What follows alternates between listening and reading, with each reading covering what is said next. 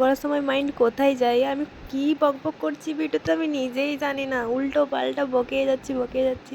চলো তাহলে আজকে তোমাদের সাথে একটা আনবক্সিং ভিডিও শেয়ার করি আমি মিশো থেকে যে জিনিসগুলো অর্ডার করি। প্রথমেই ছিল হট ব্যাগ, আমরা সবাই জানি এটা কি কাজের জন্য ব্যবহার করা হয়, আর এটার সাথে দিয়েছিল একটা চার্জার। তো নেক্সট পার্সেল ছিল আমার একটা ট্রাউজার, আর এটার কালার যেটা আমি অর্ডার করেছিলাম সেটা একদম মিস হয়ে গেছে, আমি একদম আলাদা কালার অর্ডার করেছি, একদম আলাদা কালার এসে গেছে।